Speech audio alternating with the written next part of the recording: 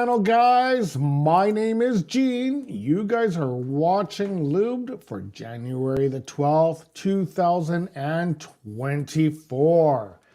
And I hope you guys are somewhere warm in Edmonton. Holy smokes. I cannot believe the winter bliss that is going through that city right now.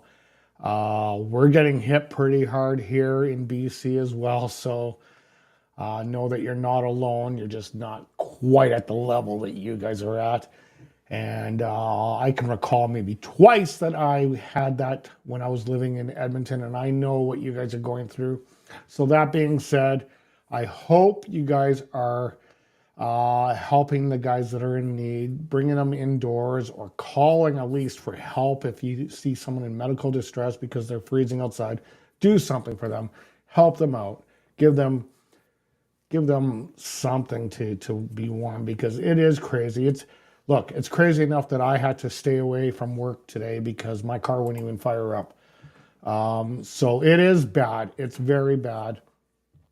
Look after your brothers, look after your sisters, most importantly. But one thing we can talk about is the hot streak that the Edmonton Oilers are on, as they are currently in the first wild card position now, which is a huge jump. Let's bring up that one pop-up graphic that I have here. So they are in fourth in the Pacific, which is still the same. Seventh in the West, which moved up a little bit. In possession of the first wild card, which is huge, with games in hand. 91.5% chance of making the playoffs. Things are looking very good for all the fans of oil country.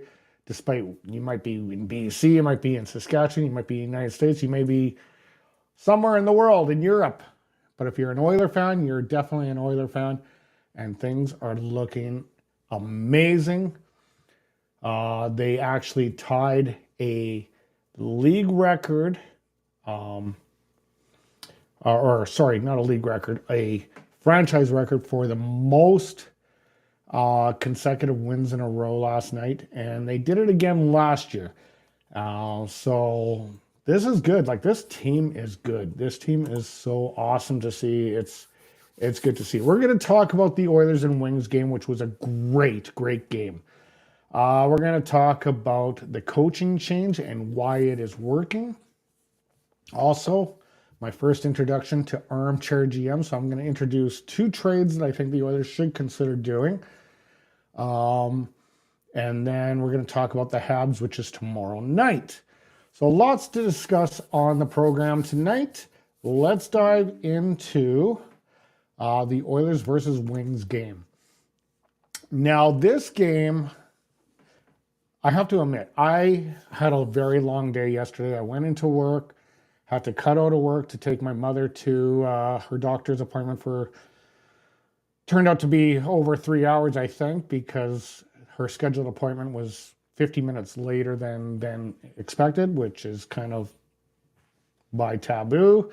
However, we were behind on the day, and I didn't get home till 6 p.m. BC time. The game started at 4. No, I didn't leave. I didn't leave the facility till about 6:30 p.m. Now that I think about it. Yeah, so it was a long day. I totally avoided my phone. I just said, you know what? I want to watch the game. I don't want to look at what the scores were, whatever. I want to watch the game, and I'm happy I did, because that was a great game to watch. Very, very impressed with the game. You know, I know the guys on the broadcast with Karen Cameron, the one guy that was co-hosting, I can't remember his name, but he was kind of saying it was lackluster. No, you know what? There was a lot of good things in the first and second period that the Oilers were doing, and I was happy to see that. So yeah, it was a 3-2 win for the Edmonton Oilers in overtime to maintain the streak, which is awesome. Very good game.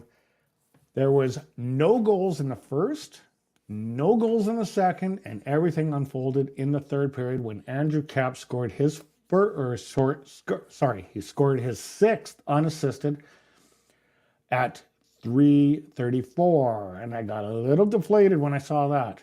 However, Connor McDavid, McMagic, 6 minutes later at 9:12, would get his 16th of the year from Zach Hyman with an absolute, like, amazing play to tuck one in behind the goaltender. Then Zach Hyman would give the Edmonton Oilers the first lead, which, guys, we need to get Zach into the All-Star game. I'd love to see him return to Toronto as an All-Star. That would be awesome. That would be like rubbing salt into an open wound. So let's get him in there. Let's get him in as an All-Star. Pump your votes up for that. He would get his 26th of the year, team leading 26 from Ryan Nugent-Hopkins and Matthias Ekholm. And then late in that period, you would get Ole Mata tying the game and just kind of deflating me a little bit when that happened. So we would go to overtime where Darnell Nurse would tuck home the game-winning goal. Just an amazing effort by the Edmonton Oilers. Love what they did. Shots on goal, 47. A much different night. This is basically, what is that? I can't do the math right now, but they only had 15 against Chicago. So 47 last night, which was a bit of an effort there.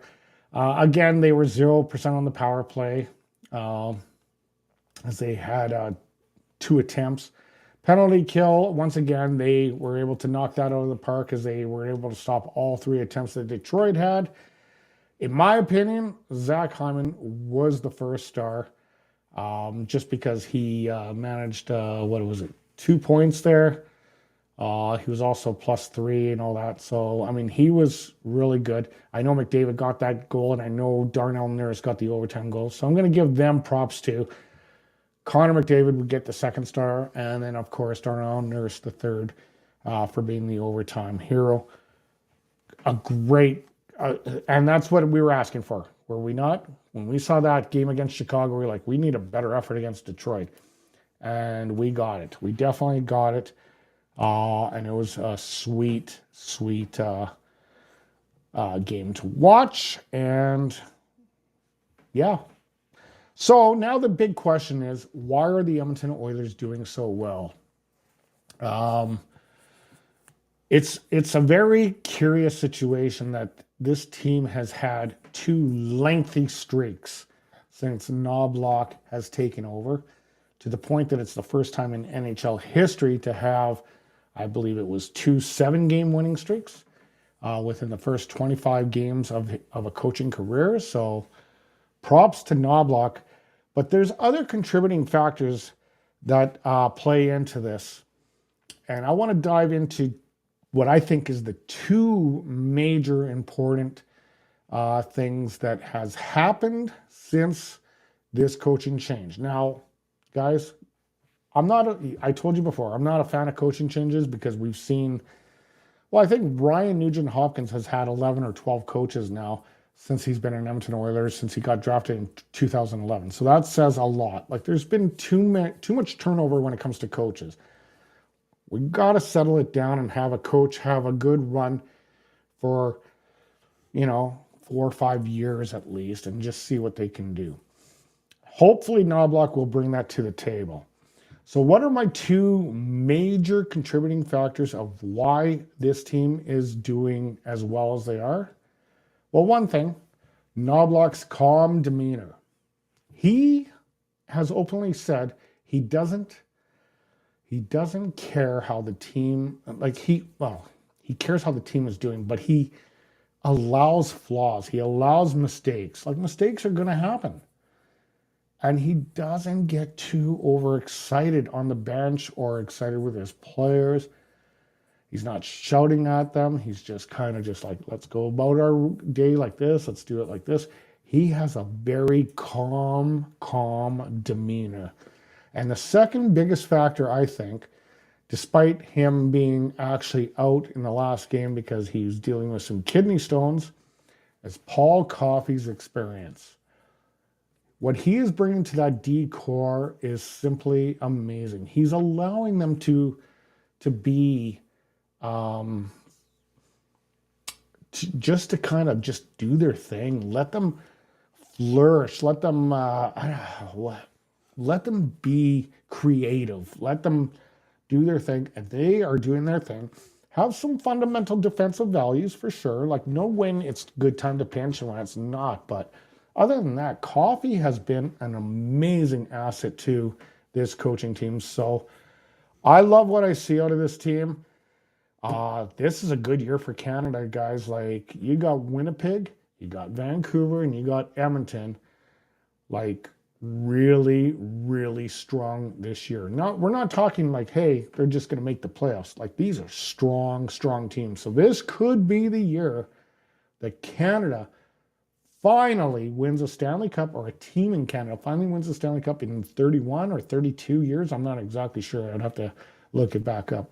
This could be very, very good for the Edmonton Oilers going forward.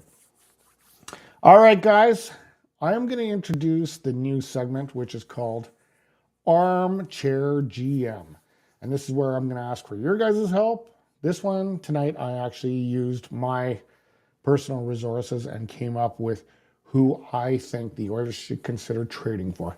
Now, that being said, right now, I think the Oilers should stand pat and not do anything until the deadline and address their needs at the deadline of whatever injuries happen between now and then. And that, I'm stealing that off of Oilers Nation. They had, I can't remember the one guest that was on there this morning, but he basically said it like, yeah, stand pat, keep your cards close to your chest, and wait for those injuries to pop up and make it right now. Because, don't make it right now, because we know that our goaltending has stabilized. We're not crying and complaining about the goaltending. Things are looking good. So it's a good time to just kind of stand pat and see where we are. So I have just a couple minor deals that I think make sense considering this. And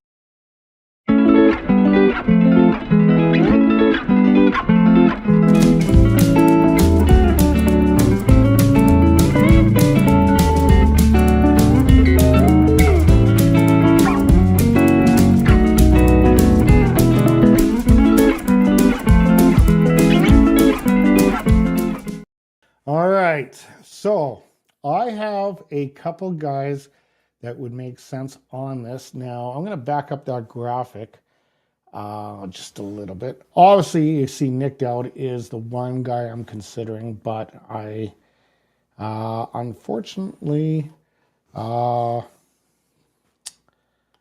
didn't start where I wanted to start this graphic. And there you go. Oops. Okay, we're going to start with Philip here. He's obviously put it out there that he does not want to be part of this team. And that's fair enough. If he doesn't want to be part of this team, that's fine enough. But the Edmonton Oilers can address that need and get rid of him and get some solid players. Now, obviously, you guys already know the players I'm talking about. Because I already presented those slides to you. We're going to start with Nick Dowd in Washington. Washington is having a brutal, brutal year.